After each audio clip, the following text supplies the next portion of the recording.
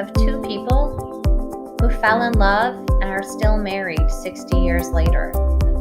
It's a story of love, a story of a lot of kids, 9 to be exact. This is a story of Roger Sprangers and Vanice and how they met, they fell in love, and they created a beautiful life together. A life that all of their children, including myself, are extremely thankful to have had a part of. Every marriage has a story. Every life has a story. This is theirs.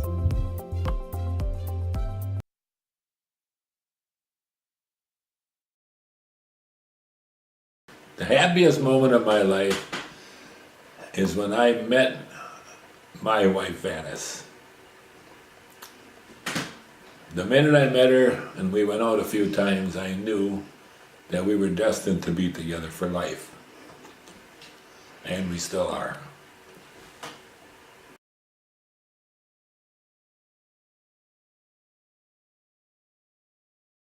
First I would say our wedding, and then I would say the birth of each child.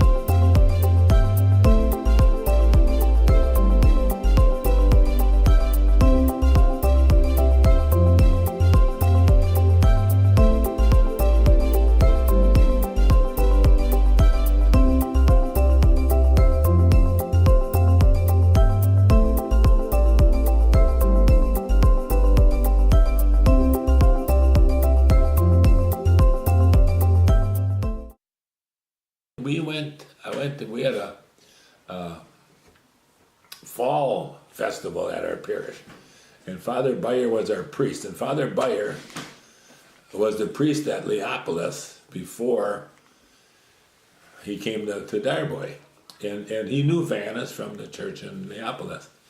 So we were at a spring festival. As it turned out, a girl that went to school with me, Lorraine Yuckman, worked at Casey, and then she had Vanice come with her home for the weekend, and brought her down to the spring festival. So when they were there, then Father Beyer knew Vanice, and then he said, "Roger, I got to have you meet somebody," and he introduced us.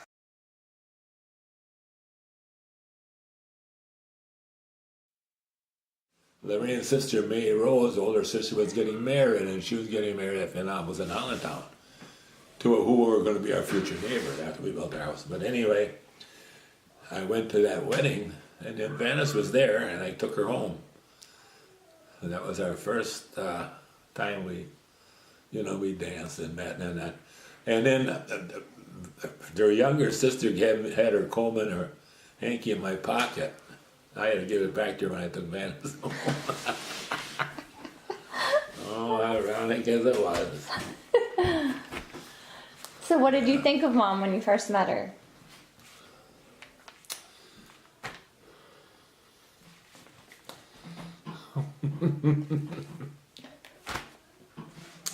Hard to talk about it, but I would say if you would meet an angel, that was Vanice. She was so perfect. So perfect. Never a harsh word to anybody. Except when I'd come home from work, she said, you got to beat this one, you got to beat that one. Yeah, she was the best. She was the best. She'd come to my ball games, and she would be her friend Maggie would drive her over there, and she never had a car, and then they'd watch the game, and then she was my best cheerleader.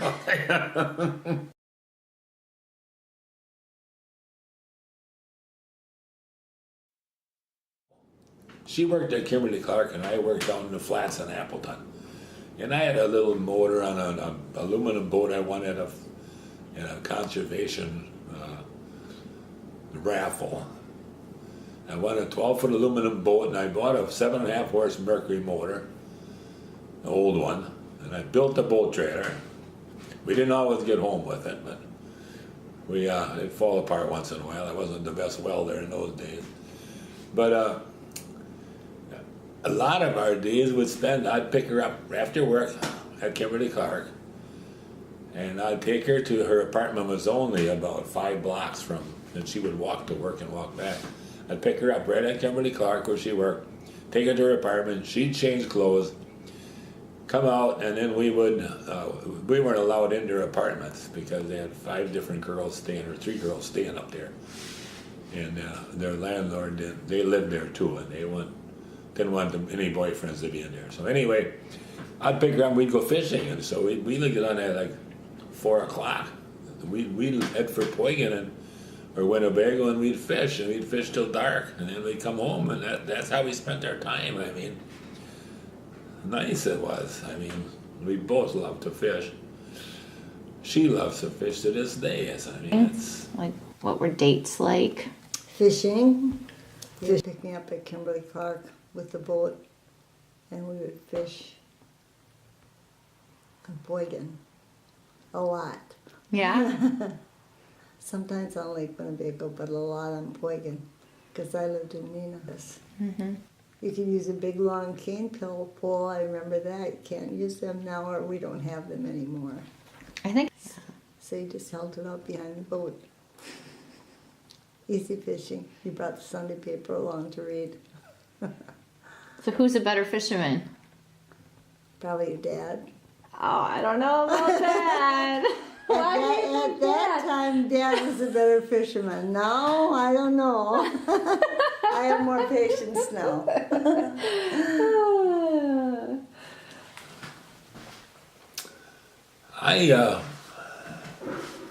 Vanice and I went fishing one day, and we went on the river, and we never had to use an anchor. We went on the Wolf River, up by New London or Stevensville, and we were in the boat, and we were going down the river, up the river. I had no motor, so I could go up the river. You can always coast down and get to shore with the horse. And then when I got where I wanted to fish, I told Vanice to throw the anchor in, and she said something to me, and I couldn't hear. The motor was whining, and I was sitting in the back of the boat running it. And she said something again, and I said, just throw in the anchor, kind of loud. So she threw it in, and then naturally, all of a sudden we were drifting down the river. I said, well, how come the anchor isn't holding? She said, well, it wasn't tied onto the rope. I said, why didn't you tell me? She says, I tried to twice, and you said, shut up and throw it in. So I threw it in. That was my new anchor. I paid $4.00 for that anchor.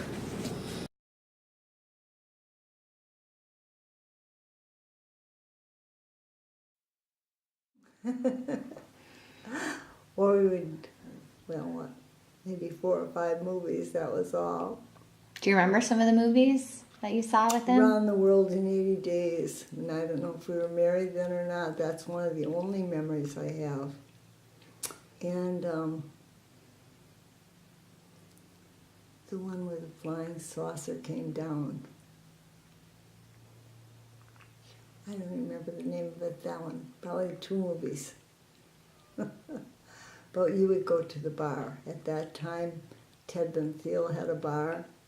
up on the corner of 114 and 10 or somewhere that way. You would just go to the bar and see the people that you knew.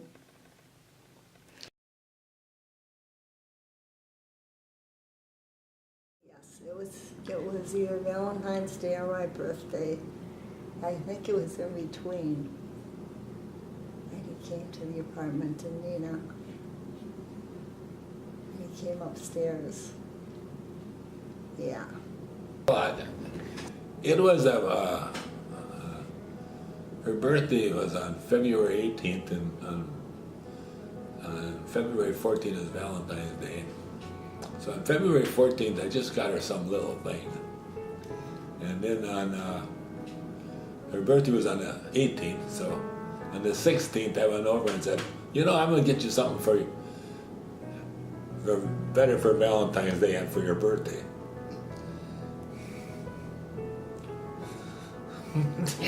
Stop it. It's okay. That's okay. And then I gave her an engagement ring. Where were you guys? At her apartment, and I just went to the door to get her, and then before we walked out to the car, then I reached in my pocket, opened a hard carved engagement ring. She didn't have to say yes. I knew she would. Well, she said yes. Good thing. 9 of us are pretty dependent on that yes. Yeah, that was good. We were so in love. We were so in love. And when you're really in love with somebody, you miss them all the time. You know, when you aren't seeing them, before you're married, you miss them. All day long you're thinking about them. But can't wait till I see her tonight, you know. We'd go down by the lake. I had a friend that had a cottage on the lake, and we'd go down on the lake, and then we'd walk on this pier. We'd just sit there, the waves coming in, and talk for hours. She wanted 12 kids, and I said that's kind of many, because I was one of 12. So we ended up with 9. We did pretty good.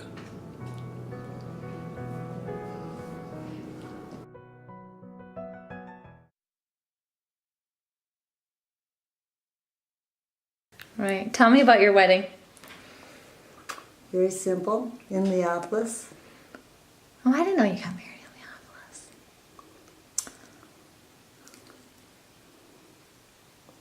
Dad was late. He had to go get a haircut.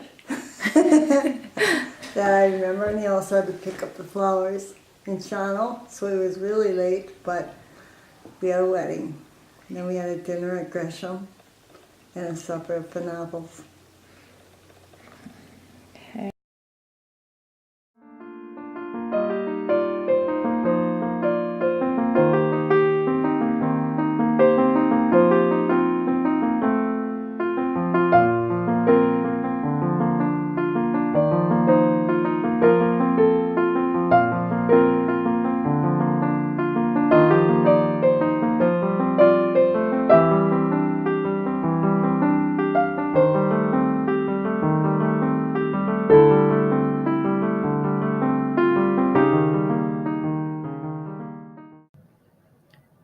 So Vanice and Roger got married, and just like in the fairy tales, they lived happily ever after. Were there some problems? Of course there were problems, but they worked through them. They had 9 children, lots of grandchildren, and now, in thanks and in gratitude, those 9 children have a few things they'd like to share with their mom and dad. First of all, here's the oldest son, Kenny, with a song. Look at us, after all these years together. Look at us, after all that we've been through. Look at us, still leaning on each other. If you wanna see you be, then just look it up. Look at you, still pretty as a picture. Look at me, I'm still crazy over you. Look at us, still believing in each other. If you want to see how true love should be, then just look it up. In 100 years from now, I know without a doubt, they'll all look back and wonder how we made it all work out. The chances are we'll go down in history. If you want to see how true love should be, then just look it up. If you want to see how true love should be, then just look it up.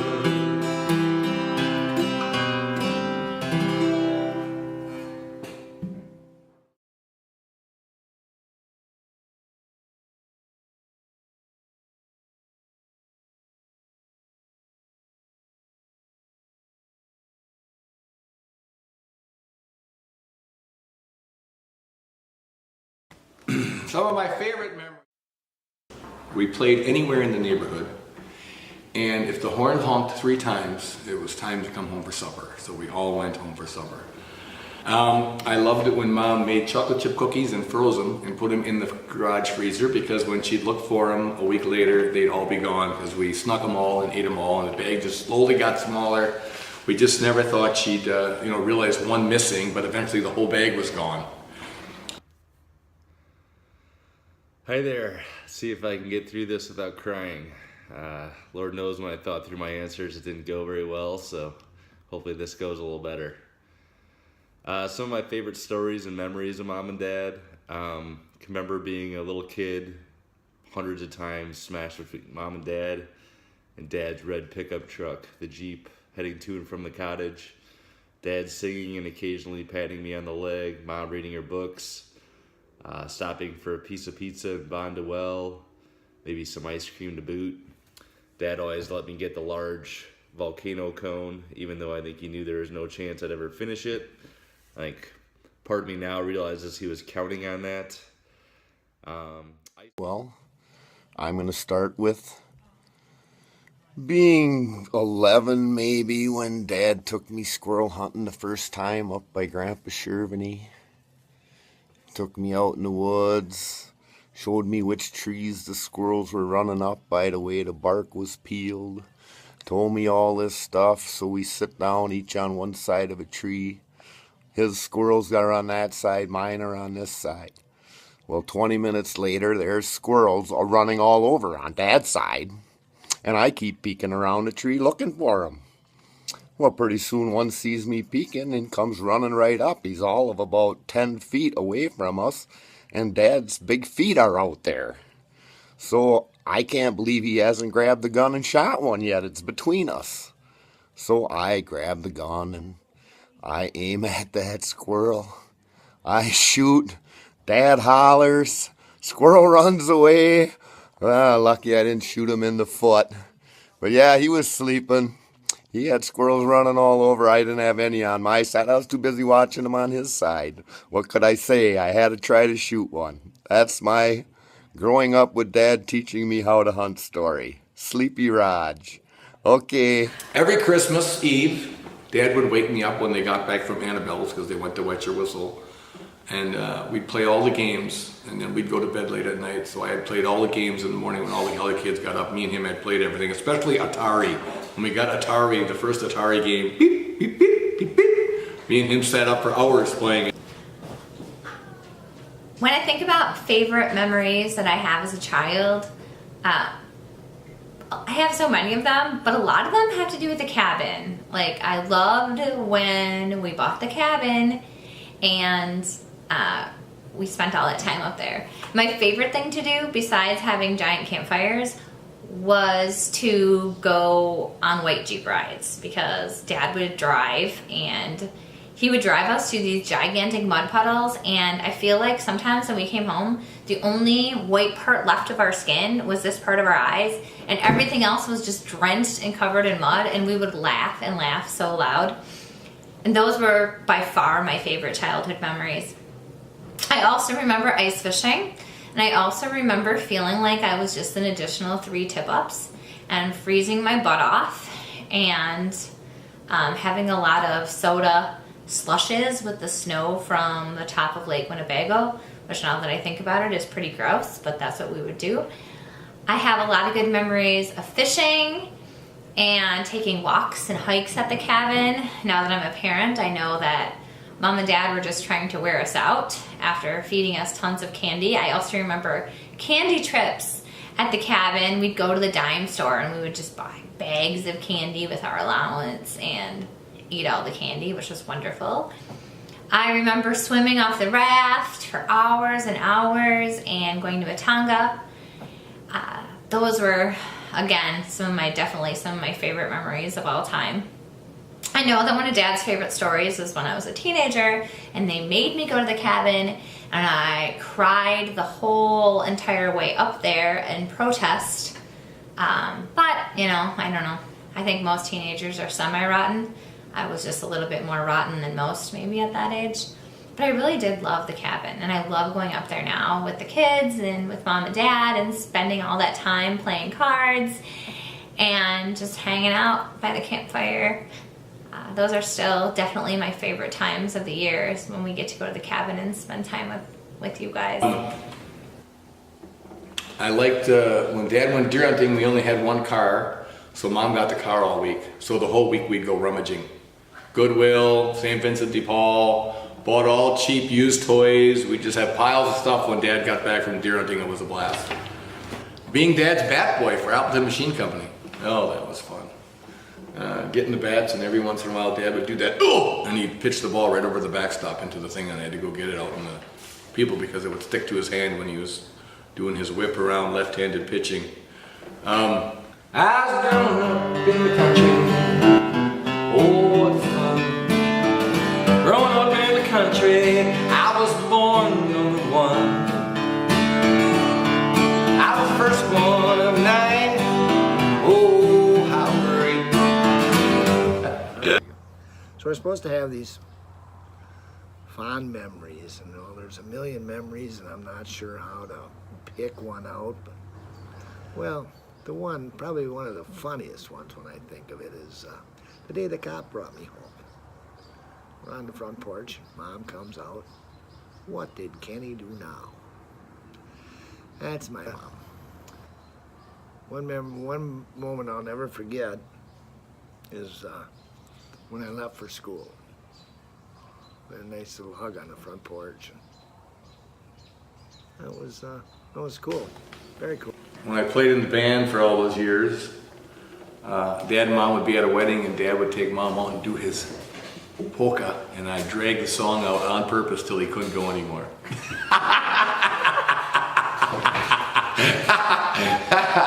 You could tell he was getting tired, and I'd look at Dad, keep it going. See, I was exercising him in cardio years ago before you ever knew it. Probably why he's living so long. Other favorite memories I have a lot of memories of working in the garden, a lot of memories across the street in Spiders Woods, playing kick the can as a kid, playing in the creek in the backyard, all our different animals, Duke and Lobo and Drifter, and all the cats that Mom's helped me smuggle in my bedroom and let live underneath my dresser, even though Dad didn't know, or at least he pretended not to know. I remember when I was a sophomore, I just told the story to Chrissy. I was in the kitchen eating something, and Mom was in the living room talking to Aunt Carol on the telephone. And I heard her tell Aunt Carol, yeah, I will be golfing next summer in Golf League. And I came in there and I said, "You're not golfing? You love golfing. You're pregnant."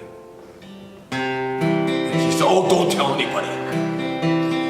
Didn't take much to figure that out while I was giving up golfing.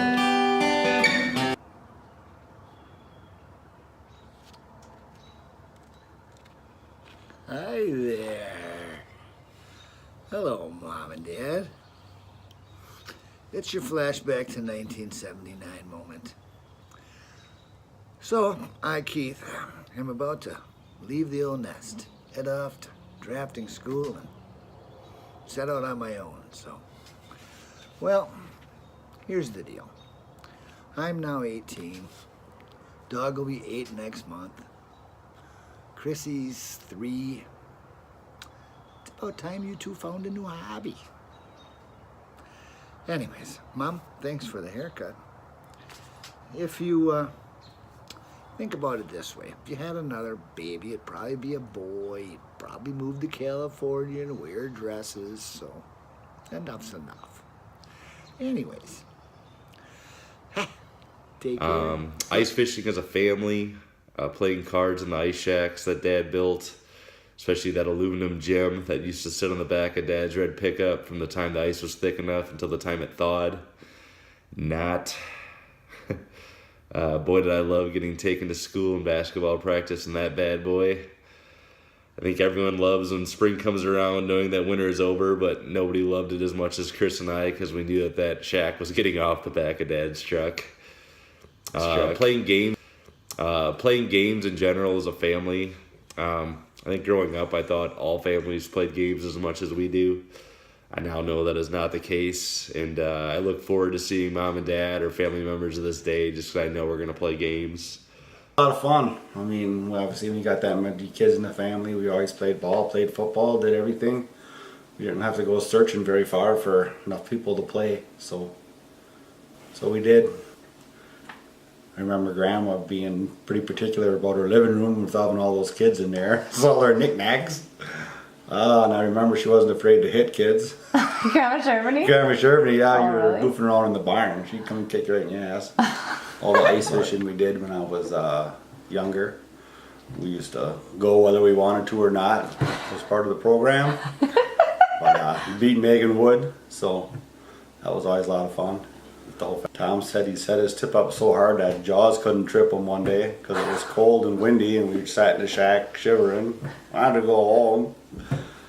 But they were a lot of fun playing football with all the brothers. And I remember feeding rabbits every night, butchering 30 rabbits in the backyard, but I never remember having rabbit for supper. So I don't know how that worked out, but that's the way it was.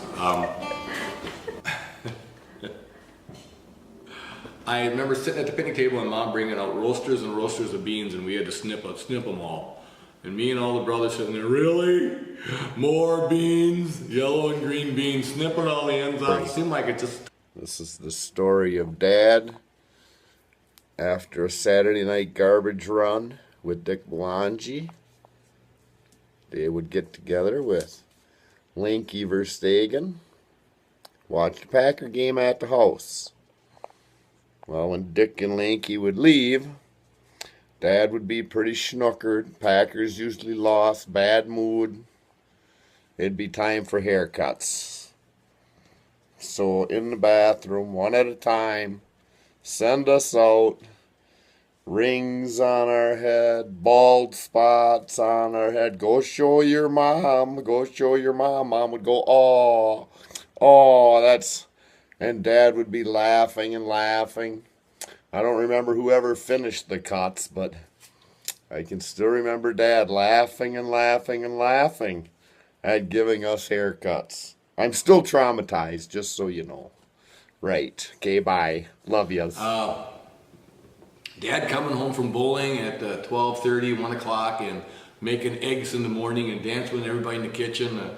That was when my dad was at the funniest stage, when he'd come home half in the bag. And I know that doesn't sound, but it's not really a bad thing. And he'd make us all breakfast and dance and sing at the kitchen table. And even when I was a freshman or sophomore, I had Tim Helms and Kathy Lohagen over, and he made one of his homemade pizzas just to show Tim how good it could be early in the morning. And picking up me and Trina at the Viking Theater after bowling, and he was racing cars with the red station wagon down College Avenue so we'd go to Frank and Pat's and get a pizza.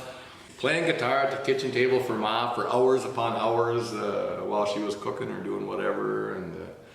And I remember one day Mom made homemade donuts and used the turkey baster to put jelly in them. And I don't know if Pa even got one when he got home. That's how many we ate. Roller skating around the basement.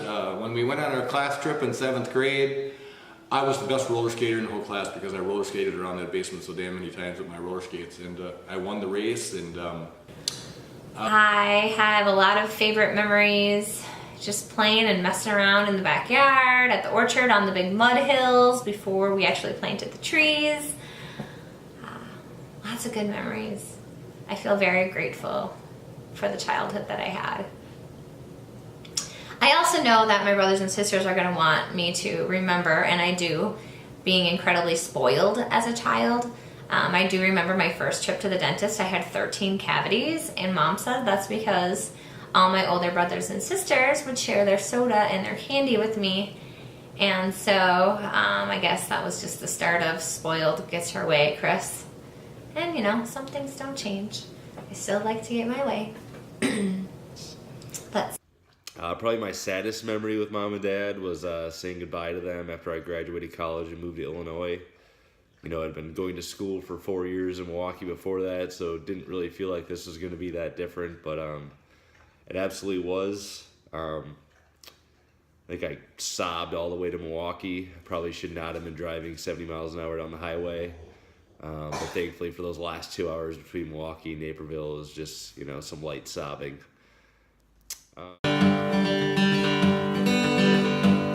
there's Ken, Keith, Tom, and Dennis, and Diane, and Linda too. Chrissy was a surprise. Doug and Ryan too. Did I say Doug?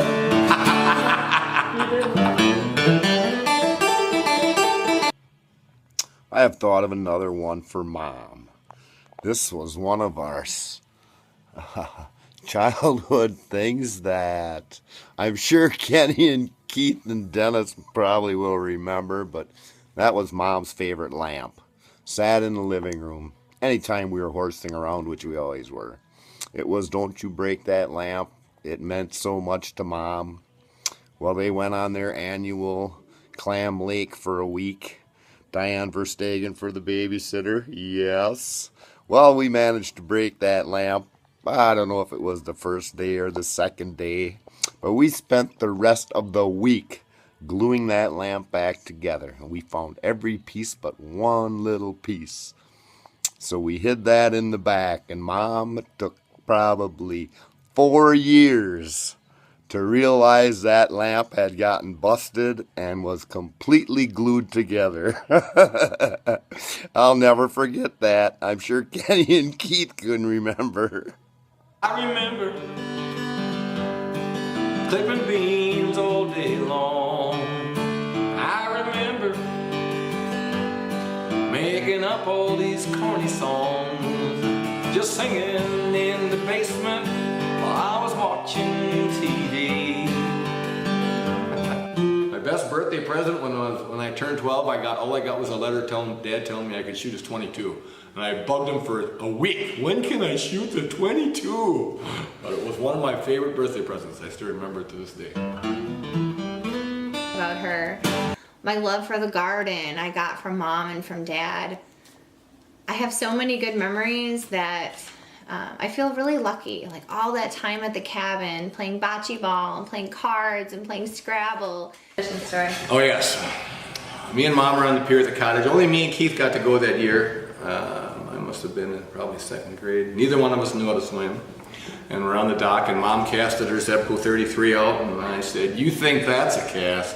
Watch this one." And I threw it out and flipped right over the pier and fell in the water. And Keith was in the bay window at Uncle Ron's cottage, and Keith told Dad, who was reading the paper on the couch, "Ken just fell in the lake." And Dad goes, "You're kidding." Keith goes, "No." And Dad proceeded to run out of the cottage down the hill. By that time, Mom had me dragged out, and this much of my sweatshirt wasn't wet from here up, but both our fishing poles and my glasses were on the bottom of the lake, and Dad had to fish them out with a Cleo reel. But I really did outcast her.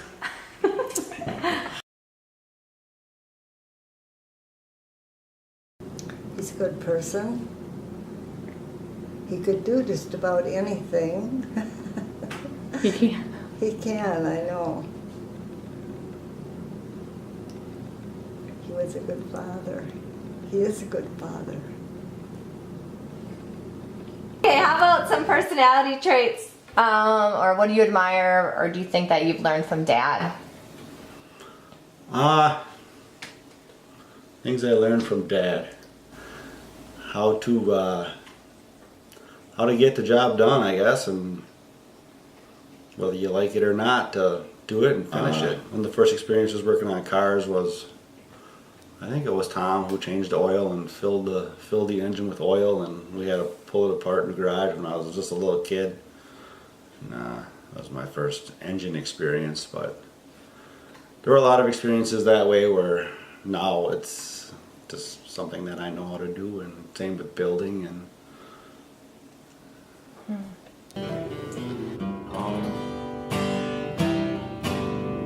have good traits from both of them.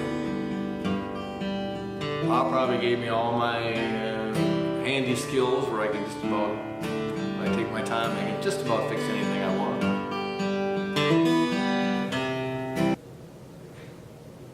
When I think about what I've learned from Dad or what traits I admire the most about him, definitely top of the list is his work ethic. I tell people all the time that how hard my dad works. I feel like I remember ever since I was little, Dad would work all day and then he'd go to the orchard to work. And even now, you know, that orchard is so much work, and Dad puts in the time, Mom puts in the time. They're not afraid to work hard, and I just feel so grateful because really they're not working for them anymore, they're working for us, which is, we should be very thankful for that. We're lucky that we have two parents that just work that hard and work that hard happily. Like, they love what they're doing. Sometimes, yeah, and sometimes they hate it, but they just keep doing it. Like, they're a great example that way, that no matter how hard something is, that you gotta look bigger and you have to look longer to see the end result and the reward. So the thing I admire most about Dad, I guess, would be his work ethic. I also love his sense of humor. He makes me laugh all the time. He's always telling jokes, singing funny songs, just being goofy. He knows how to laugh, and laughing is really important. Laughter is important. And when I think about the last thing that I love most about Dad, is that he's kind of getting to be a softie in these older years. I think it started when he started crying about the sheep article on Reader's Digest. And just a lot of times now I'll be sitting there and I'll be talking to him and he kind of gets choked up and starts to cry, telling a story. And I like seeing that softer side of him. I appreciate that softer side of him. And I'm very thankful for that. Them, and Pa had those big mitts, and holy man, if he grabbed your leg, holy man, watch out, you were going to be in the... And I do it to my kids constantly. You can ask Lindsay, she still hates it. I still do it to her to this day. And all the kind of stuff. I mean, he dragged plastic out and put a plastic slide down to the creek and ran a hose on it so we had slippery slides before they were ever invented. Very cool. As far as Dad, well, I spent a lot of my early years going with him to fast pitch softball games where I got to watch a good ball player. That was a highlight for a lot of years. Jeez, played a long time. He was very good at it. Always watch him pitch. Hope he did a home run. He did a lot of that. So it was cool, and it's always continued, whether it's Jeep rides or gator rides or fishing or sitting around the fire pit with some drinks, some steaks. Blinking. So one of my favorite memories of Grandpa or Dad would be when I was little. I can remember him building these fires, and they were just larger than life. Like, it seemed like the flames were touching the treetops. And he always used to sing us songs too. Like Johnny Rabuck, Johnny Rabuck, Johnny Rabuck, how could you be so mean? And I think my favorite one was a laughing song because, you know, it feels like someone's laughing. So he'd go, oh, oh, oh, oh, oh, oh, oh, oh, oh, oh. I have a lot of like times when he made me laugh or smile. I remember we'd go for walks up at the cabin. He would throw rocks and then yell, snake! And then we'd all like freak out, and then he'd laugh, and then we'd laugh, and we'd try to like, even at Clam Lake, I can remember trying to like go ahead of him on the trail to hide to scare him. And he probably knew that's what we were doing, but he would at least pretend to be scared. So I have a lot of good memories with Dad. Dad's sitting at the kitchen table putting ice cream on Ritz crackers, and couldn't possibly keep up with all of us with our hands out trying to get a Ritz cracker with ice cream on it. He got one once in a while, and I have carried on that trait. I do the exact same thing to my kids, and it's the exact same way. Dad is a man's man, to say the least. I have never known and will never know someone that works harder than my father. That's probably even true now when he's 80 years old. For my entire life, he has been larger than life. When I was with Dad, there wasn't anything that couldn't be done, and there was never anything to fear. I still remember being a sophomore in high school and getting harassed every weekend by a drunk senior Jake Vanderbilt over a girl. One night, when Dad yelled downstairs to wake me up to take the phone call, he didn't hang up the phone upstairs, but rather listened in. When Jake said he was going to come over and kill me, Dad spoke up and said, "Bring it on. I'll be waiting on the front porch with the light on for you." That was the last time Jake ever called. And beyond that, just Dad's ability to build things and make things work. While I have a professional engineering license in mechanical engineering, to this day my father would bury me in anything mechanical, with the possible exception of my specific profession.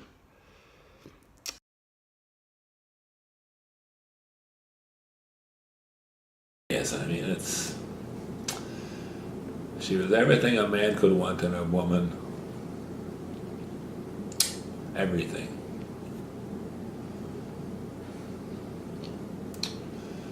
As our children can attest to the fact that she would do anything for the kids and nothing for herself. Mom was always, just like she is now, very helpful. Willing to help anytime, day or night, whatever you need. And that's Mom. That's how she always is. Wouldn't change her. My favorite trait of Mom is definitely her kindness. Mom is kind to everyone, and no matter where I go, people are always telling me, "You have such a nice mom." Her heart is so huge, and you know, it's obvious because people that barely even know her continue to come back to the orchard just because they know that she'll give her an extra 5 minutes of time and listen to her and talk to her.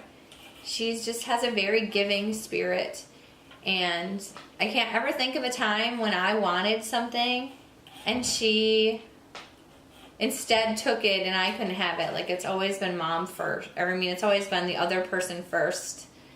I think that she's taught us to be generous.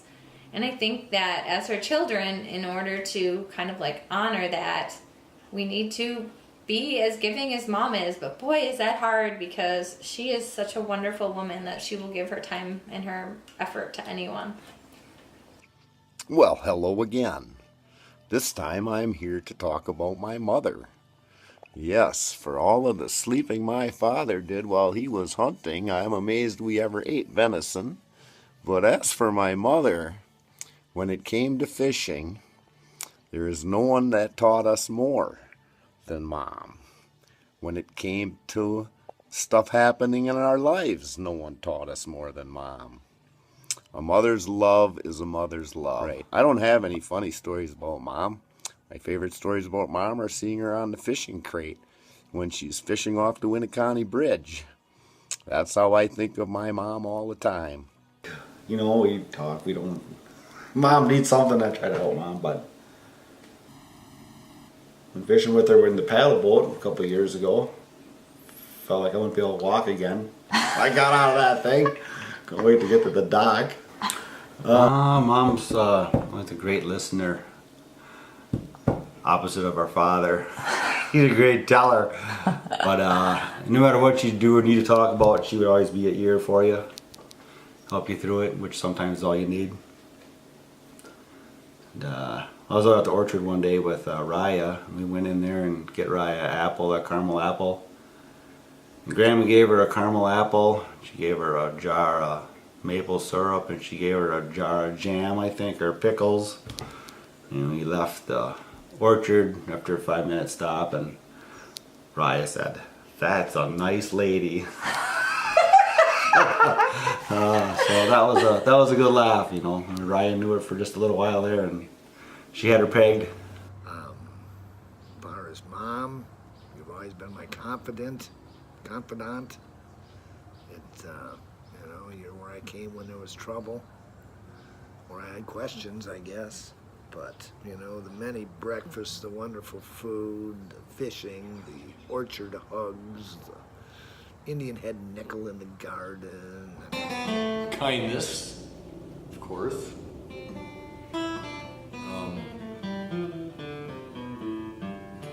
How to treat people, probably. Yep, I do a lot of cooking that Mom did. Actually, I asked her about 6 years ago how to make a beef roast. And she said, "Oh, just bring it over here, I'll make it for you." And she said, "I'll make it for you." And I said, "Mom, I'm 50 years old. I'd like to learn how to make one." She still wanted to do it for me then. And one time I was gonna make pot brownies and go up to the cottage for grouse hunting, and I told Mom, "But they're always so dry." And she said, "Well, just add an extra egg, and there'll be moisture." Yeah. My mom would make a pot. One of my favorite things about Mom is that she's like the first person that I want to tell when something good happens to me, and she's the first person that I call when something bad happens to me. I can depend on her to laugh with me, and I can also depend on her to cry with me. And I always feel like she's my biggest fan. Like if something really good happens to me, she gets like so happy that she gets tears in her eyes.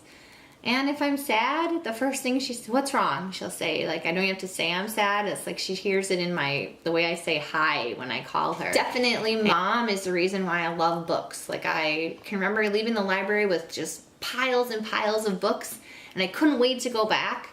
And I think that's where my love of language began. Mom is the definition of a good person in my eyes. I'm not sure I've ever seen her be mean to anybody, even if they fully deserved it. She's patient, kind, and warm-hearted as they come. She's also living proof that money and objects do not bring you happiness in life. I think she's had 3 new cars in her life, and they've all been in the last 40 years. I think 2 of them have even been like the exact same make and model, because that's how Mom is. I don't know that she's ever had a new pair of clothes. If I had to guess, the bulk of her outfits, if not all, have come from St. Vincent's. Her love for cooking and cooking for her family. People tell me all the time that I cook with love, and there's only one person that I could have learned that from. Another trait of Mom's that I really admire is her intelligence. I don't know how many people know this, but she was actually valedictorian, and she worked at Kimberly-Clark for a while. And I think that in her time, you know, in that time in history, right, a lot of women weren't taking jobs like that and moving away from home. But Mom was brave, and she's smart. She's so incredibly smart. And so she taught us that it's important to learn and to try to know a lot about a lot of things, and try beating her at upwards, and you'll figure out how smart she is. That woman has vocabulary like Big Red the dictionary.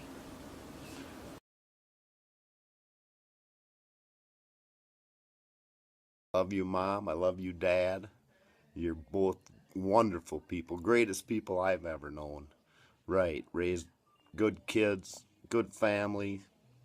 Right, still care for everybody. We're very blessed to have you as parents. They were great parents. Kicked us when we needed it, and I think we all turned out all right. And they're very generous people, obviously. We all know that. They're not too worried about themselves ever.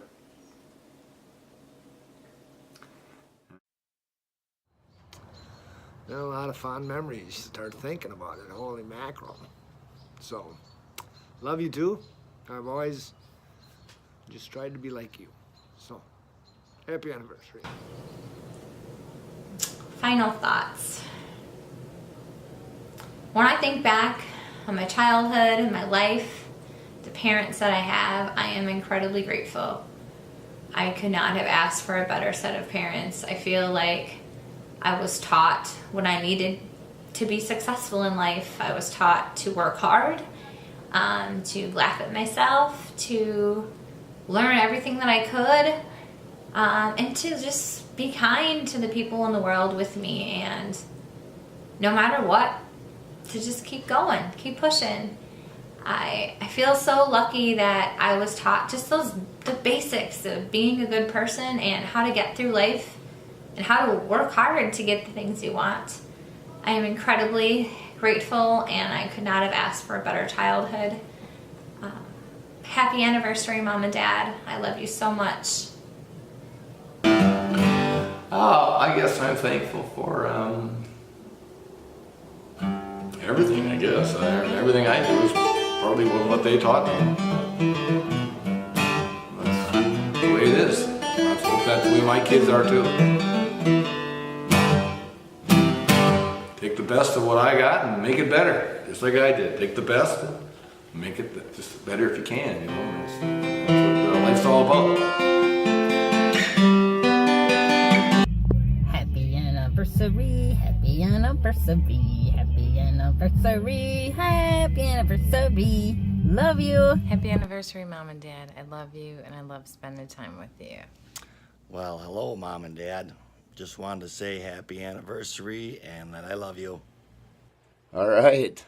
Last thing I gotta say, I traveled a long distance just to say this, but that is happy 60th anniversary, you two. I just can't imagine 60 years together, but I'm sure you two can. It's wonderful to see the love between you two yet. All right. Bye, everybody. What do I love the most about them? I love that you guys didn't believe in birth control and we're still having kids in your mid-40s. Otherwise, I literally wouldn't be sitting here making this video right now. And while I may not be your only mistake, I'll always be the biggest. And I love that you guys come and visit me and my family, even though we live 2,000 miles away in California. It means the world to me. It means the world to my girls. And last but not least, I love you guys. Thanks for guiding me throughout my life, but also sitting back and letting me be me. I hope when Kennedy and Brinley think back to their childhood, it's with the same love, admiration, and thankfulness that I have when I think back to mine. Love you guys.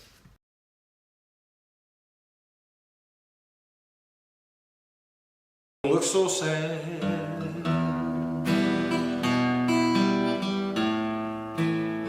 I know it's over. Time goes on. This whole world keep on turning. Let's just be glad we had some time to spend together.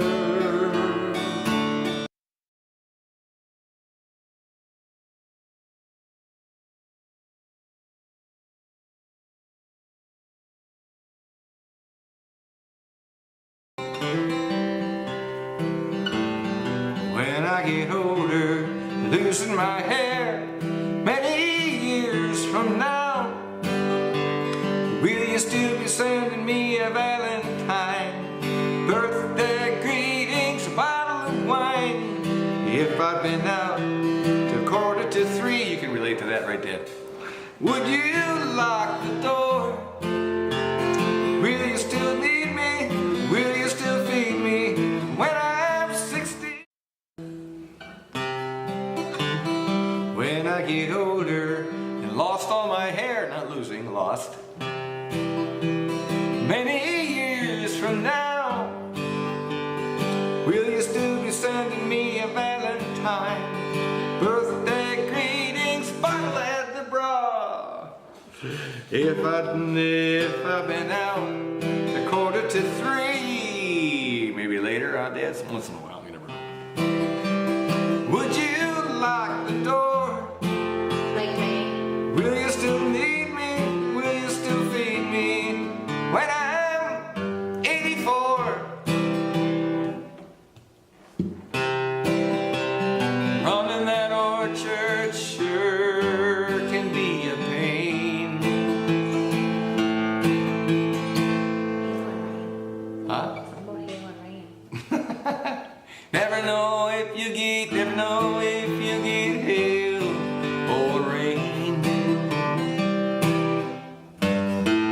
Doing the garden, digging the weeds. Who could ask for more? Will you still need me? Will you still feed me when I'm 84?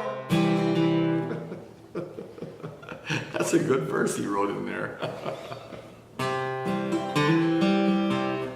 Okay, what else? I could be handy mending a fuse when your lights have gone. You can knit a sweater by the fireside. I used to have that sweater you knit for Dad. Yeah, whatever that would do. Sunday morning, go for a ride, doing the garden, digging the weeds. Who could ask for more? Will you still